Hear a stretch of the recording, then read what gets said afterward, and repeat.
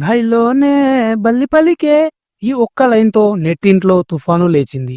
YouTube trending top 3లో నిలిచిన ఈ పాట జానపద సంగీతానికి కొత్త ఊపిరి పోసిన గాయని మంగ్లీ. కానీ ఈ సక్సెస్ ని చూసి కొందరు ప్రశ్నలు లేపారు. ఈ పాట కాపీనా, మరాఠీ పాట నుంచి కొట్టేశారా? సోషల్ మీడియా మొత్తం ఒకే చర్చ. మంగ్లీ కాపీ కొట్టిందా? ఈ వీడియోలో నిజమేంటి, అసలు పాట ఎవరిది, మంగ్లీపై వస్తున్న విమర్శల్లో నిజమెంత, ఈ పాట వెనుక ఉన్న అసలైన హీరో ఎవరు, పూర్తి క్లారిటీతో ఆధారాలతో చెప్తా. ఈ వీడియో చివరి వరకు చూడండి అండ్ లైక్ అండ్ సబ్స్క్రైబ్ చేయండి. భైలోనే బల్లిపల్లికి ఇది కేవలం ఒక పాట కాదు, ఒక జానపద ఉద్యమం. గ్రామీణ వాసన, తెలంగాణ మట్టి సువాసన, మాటల్లో చమత్కారం, బాణీలో జోష్. ఈ పాట రిలీజ్ అయిన కొన్ని గంటల్లోనే యూట్యూబ్ ట్రెండింగ్, రీల్స్లో వైరల్, షార్ట్స్లో మిలియన్స్ వ్యూస్. ముఖ్యంగా యువత, గ్రామీణ ప్రేక్షకులు, జానపద సంగీత అభిమానులు అందరూ ఈ పాటను తెగ షేర్ చేశారు. మంగ్లీ గొంతుతో ఉన్న రా ఎనర్జీ ఈ పాటను ఇంకో లెవెల్కు తీసుకువెళ్ళింది. ఇంత సక్సెస్ వస్తే విమర్శలు రావడం కామనే. సోషల్ మీడియాలో ఒక్కసారిగా కొన్ని వీడియోలు వైరల్ అయ్యాయి. ఇది మరాఠీ పాటలా ఉంది, ఇది కాపీ, మంగ్లీ మళ్ళీ కాపీ కొట్టింది అంటూ ట్రోల్స్, నెగిటివ్ కామెంట్స్, యూట్యూబ్ వీడియోలు. చాలా మంది అసలు నిజం తెలుసుకోకుండా మంగ్లీపై విమర్శలు చేయడం మొదలుపెట్టారు. కానీ ఇక్కడే అసలు ట్విస్ట్ ఉంది. నిజం ఏంటంటే మంగ్లీ ఎవరి పాటను కాపీ కొట్టలేదు. అసలు విషయం ఇలా ఉంది.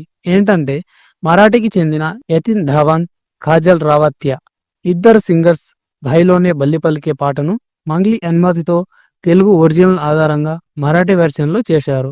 ఇది వాళ్లే స్వయంగా ఒక వీడియో ద్వారా సోషల్ మీడియాలో స్పష్టంగా చెప్పారు. అంతేకాదు, వాళ్ళు విడుదల చేసిన యూట్యూబ్ ఛానల్లో మంగ్లీకి పూర్తి క్రెడిట్ కూడా ఇచ్చారు. అంటే కాపీ చేసింది మంగ్లీ కాదు, మంగ్లీ పాటను ఇతర భాషల్లోకి తీసుకువెళ్లారు. ఇది పూర్తి అధికారిక అనుమతితో జరిగిన పని. యతిన్ ధవాన్, కాజల్ రావత్య వీడియోలో స్పష్టంగా చెబుతున్నారు, ఈ పాట మంగ్లీ పాడిన ఒరిజినల్ సాంగ్, మేము ఆమె అనుమతితోనే మరాఠీ వెర్షన్ చేశాం.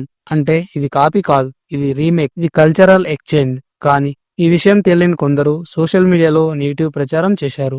ఇదే అసలు సమస్య. ఇప్పుడు ఈ పాట వెనుక ఉన్న అసలైన హీరో గురించి తెలుసుకుందాం. భైలోనే బల్లి పలికే పాటను రాసింది కమల్ ఇస్లావత్.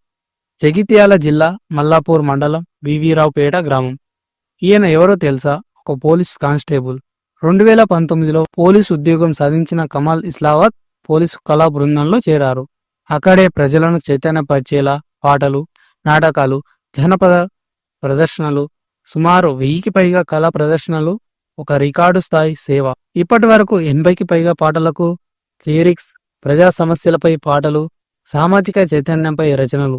అంటే ఈ ఒక్క పాట వెనుక ఓ ప్రభుత్వ ఉద్యోగి, ఒక కళాకారుడు, ఓ సామాజిక యోధుడు ఉన్నాడు. ఇక మంగ్లీ పాత్ర ఏంటంటే ఈ పాటకు ప్రాణం పోసింది, తెలంగాణ గడ్డ వాసన తీసుకువచ్చింది, జానపదాన్ని గ్లోబల్ లెవెల్కి తీసుకువెళ్ళింది. ఇది కాపీ కాదు, కల్చర్ను సెలబ్రేట్ చేయడం. మంగ్లీ కెరీర్ మొత్తం చూస్తే జానపదానికి పెద్ద పీట, గ్రామీణ కళాకారులకు వేదిక, మట్టి సువాసన పాటలు. అలాంటి వ్యక్తిపై కాపీ అని ముద్ర వేయడం పూర్తి అన్యాయం. ఇక్కడ ఒక విషయం గుర్తించుకోవాలి అందరూ. సోషల్ మీడియాలో సగం నిజం, సగం అబద్ధం, పూర్తి హడావిడి ఉంటుంది. ఒక క్లిప్ చూసి, ఒక కామెంట్ చదివి తీర్పులు ఇవ్వకూడదు. నిజం తెలుసుకోకుండా ట్రోల్స్, విమర్శలు, క్యారెక్టర్ అసాసినేషన్ ఇది ఎవరికైనా చాలా నష్టం చేస్తుంది. సో మొత్తానికి భైలోనే బల్లి పలికే పాట కాపీ కాదు, మంగ్లీపై వచ్చిన ఆరోపణలు తప్పు. ఇది ఒరిజినల్ తెలుగు పాట, ఇతర భాషల్లో అనుమతితో తీసుకున్నారు. ఈ పాట కమల్ ఇస్లావత్ రచన, మంగ్లీ గానం, తెలంగాణ సంస్కృతి గర్వం. నిజాన్ని తెలుసుకుని నిజాన్ని షేర్ చేయాలి. ఇక చివరగా వీడియో మీకు ఉపయోగపడితే లైక్ అండ్ సబ్స్క్రైబ్. మీ అభిప్రాయం కామెంట్ చేయండి. ఛానల్ సబ్స్క్రైబ్ చేయండి.